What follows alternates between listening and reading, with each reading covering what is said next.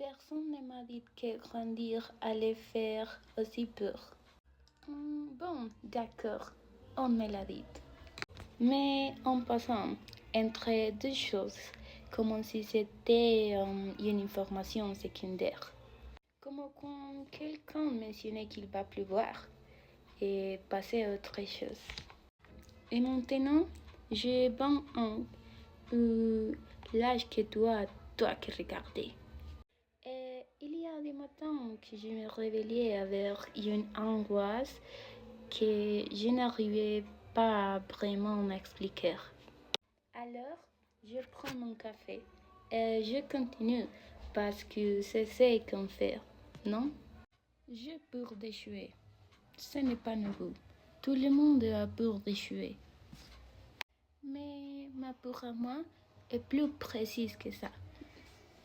Ce n'est pas la peur d'échouer dans quelque chose de concret. C'est la peur d'arriver à 40 ans et de réaliser que j'ai échoué en général. Comme concept dans la vie. Et oui, je sais que ça semble très dramatique venant de quelqu'un qui ne sait même pas encore faire de risque parfait. Mais voilà où on est. Marjane Satrapi, l'auteur de Persépolis, a dû quitter son pays à 14 ans, seul, pour bien, sans savoir si ça allait aller. Et ce qui m'impressionnait le plus dans son histoire, ce n'est pas le drame de la révolution, c'est quelque chose de plus intime. Elle aussi avait peur de ne pas être à la hauteur, de faire tous les efforts nécessaires et que ça ne suffise quand même pas. Ça, je le comprends parfaitement, trop bien même. J'ai aussi peur de ne pas avoir de stabilité financière. Et ça, j'ai un peu honte de le dire, parce que ça semble superficiel. Mais ce n'est pas superficiel. C'est que depuis toute petite, j'ai vu que l'argent faisait la différence entre être en vie tranquille et ne pas l'être. Entre avoir des choix et ne pas en avoir. Et ça te reste gravé d'une façon qui n'est pas facile à expliquer. Bon, un moment, je ne veux pas être riche. Je veux pouvoir payer mes affaires. Je veux ne pas faire des calculs mentaux chaque fois que je veux au restaurant. Je veux que si un jour je tombe malade, ce ne soit pas un problème aussi financier. Je veux, en gros, ce que tout le monde veut. C'est pour ça que je trouve ça assez amusant quand les gens disent l'argent ne fait pas le bonheur. Quoi? Pardon, c'est clairement quelqu'un qui en a. Et la peur, c'est que je travaille, je fais des efforts, je fais ce qu'on est censé faire. Et je ne sais toujours pas si ça va suffire. Et c'est terrifiant. Celle que j'ai le plus de mal à dire à voix haute est la suivante. J'ai peur de vieillir seule. Pas sous le sens paternel nécessairement.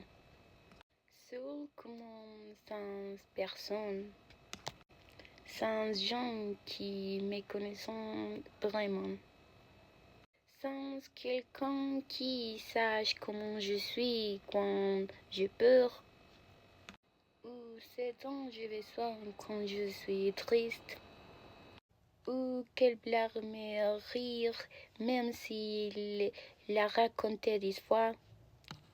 Marjane, dans Persépolis, vivait exactement ça. Elle était entourée du monde à Vienne et se sentait complètement seule. Parce que les gens la connaissaient d'une certaine façon, mais ne la connaissaient pas elle. Et il y a quelque chose dans cette image, ou cette vidéo. une jeune fille entourée de monde, complètement seule, qui me semble la description la plus exacte d'une peur que je ne savais pas nommer. La peur n'est pas d'être seule maintenant. C'est d'arriver à la fin et de réaliser que je n'ai jamais vraiment laissé quelqu'un me connaître. Par peur que s'ils me connaissent, ce qu'ils trouvaient ne leur plaise pas. Et le plus étranger dans tout cela, c'est que personne n'en parlait. Vraiment, j'ai fait 12 ans d'école et j'ai appris à calculer, j'ai appris des verbes et beaucoup de choses. Personne ne m'a appris quoi faire quand tu as l'impression que ta vie va trop vite et que tu n'arrives pas à la rattraper. On ne m'a pas non plus appris à faire ma déclaration d'impôt, mais ça c'est pour une autre vidéo. Ce que j'aime dans Persepolis, c'est que Marjan ne prétend pas avoir tout compris. Elle avait peur, elle s'est perdue. Elle le dit sans honte. Moi aussi, j'ai peur et je ne sais pas si ça disparaît un jour. Mais je crois que ça change quand on arrête de la porter seule, quand on la nomme. Personne n'est nu à donner des manuels pour grandir. Et parfois, ça ressemble à une immense négligence de l'univers. Mais ça veut dire aussi que tout le monde improvise. Toi, moi, les gens qui ont l'air de savoir. Alors, je te laisse avec une question. Quelle est la peur que tu portes seule? Celle que tu n'as jamais dite à voix haute? Je ne te demande pas de me répondre. Je te demande de te la poser.